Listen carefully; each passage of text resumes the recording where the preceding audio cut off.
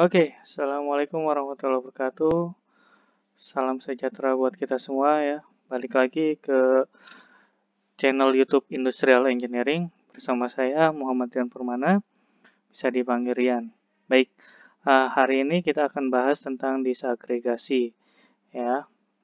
Sebelumnya sebelum masuk ke sini itu kita harus pelajari tentang agregat plan ya. Nah, di dalam agregasi ini diperlukan jika peramaan dilakukan dalam unit agregat. Namun, jika peramaan tidak dilakukan dalam unit agregat, maka disagregasi tidak diperlukan. Jadi, dalam family ini kita bisa breakdown ke masing-masing item ya.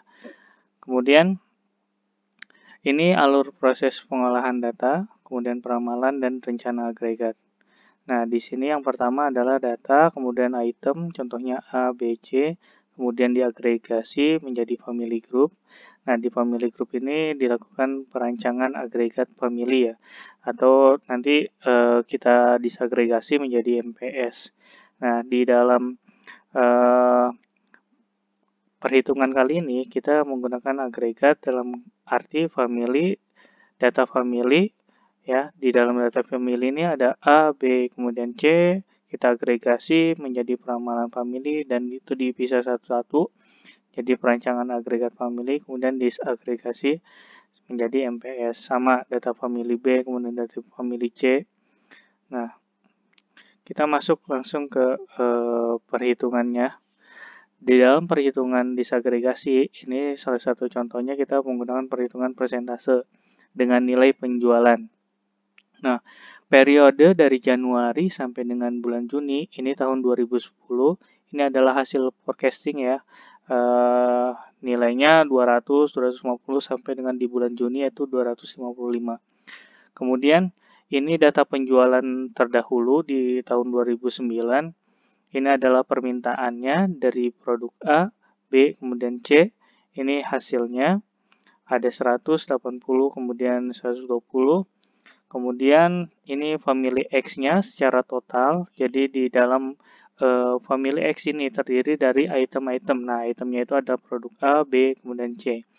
Nah, ini totalnya dari bulan Juli sampai bulan Desember. Ini kita summary semuanya. Didapat 300 dari 100, kemudian ditambah 80, kemudian ditambah 120. Baik, kita langsung masuk ke perhitungan persentasenya. Nah, jadi di sini ada produk yaitu A, B, C, kemudian harga produknya itu untuk produk A 100, kemudian produk B 200, kemudian produk C itu 150. Nah, ini periodenya ada demand forecast, artinya peramalan permintaannya di produk A, B, C. Ini di tahun 2009, itu bulan Juli sampai bulan Desember. Nah, ini hanya kita kalikan saja. Jadi, harga produk A 100 dikali dengan nilai produk A 100 di bulan Juli. Jadi hasilnya 10.000. Sama semua hasilnya dikalikan semua dengan harga produk yang dari permintaan. Kemudian ditotalkan. Total dari bulan Juli sampai bulan Desember berapa totalnya. Ini misalnya kan di produk A yaitu totalnya 66.500, kemudian di produk B 85.000, kemudian di produk C itu 97.500. Kemudian di total di family X-nya di bulan Juli ini totalnya 44.000 sampai dengan di bulan Desember. Jadi di summary semuanya adalah 249.000. Kemudian setelah itu kita hitung persentasenya. Nah, 0,27 didapat dari 66.500 dibagi dengan 249.000 dikali 100%. Hasilnya 0,27 ya. Ini persentasenya ya. Nah, kalau misalkan kita lihat, kalau kita jumlahkan ini semuanya itu adalah 1, artinya ini 1%. Semuanya punya probability, jadi punya nilai persentase dari produk A sampai dengan produk C.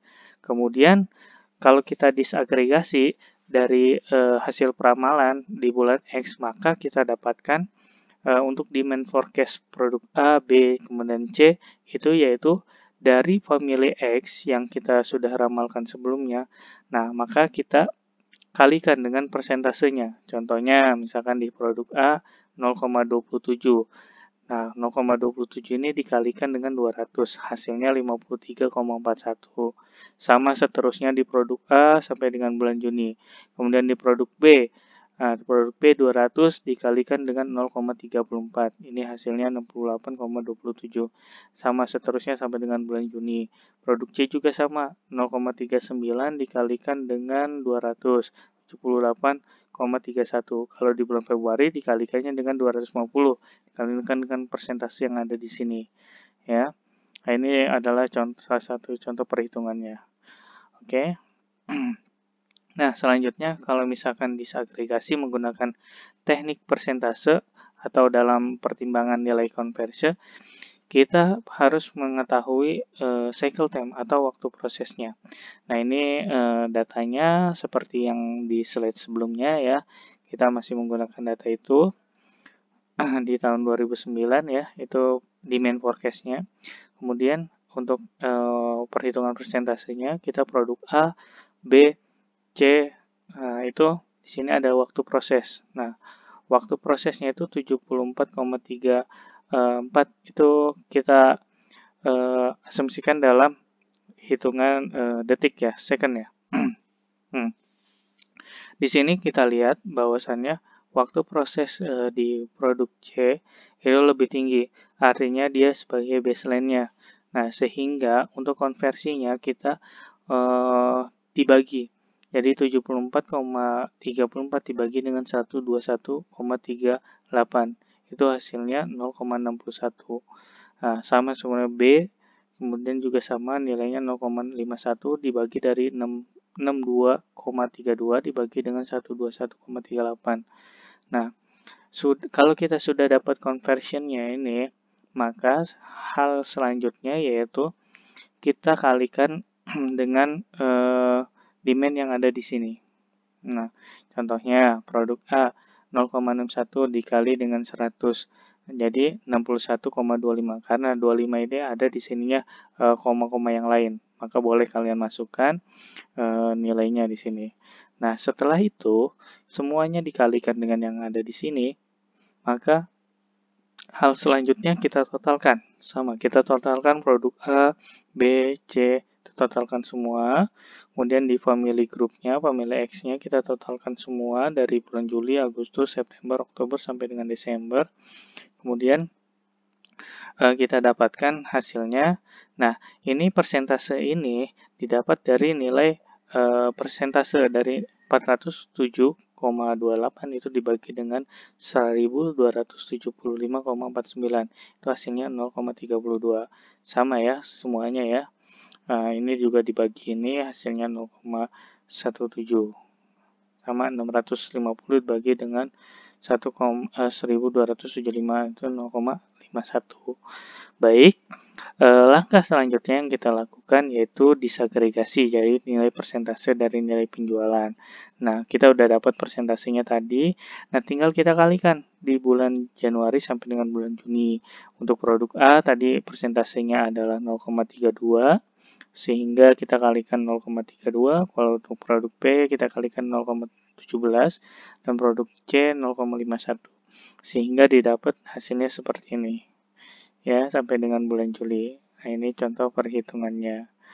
Baik, itu saja untuk disagregasi. Kalau misalkan kalian ada yang mau ditanyakan, silahkan komen di kolom komentar ya. Kalau misalkan ini dibantu like and subscribe di channel YouTube ini supaya channel YouTube ini bisa berkembang dan mungkin nanti nambah banyak konten-konten lainnya seputar ilmu teknik industri yang akan di-share nantinya ya. Jadi tetap saksikan terus channel Industrial Engineering-nya ini, jangan sampai ketinggalan. Semoga ilmu yang diberikan bisa bermanfaat untuk kita semua, dan jangan lupa like and subscribe ya di channel YouTube ini. Oke, terima kasih. Kurang lebihnya saya mohon maaf. Saya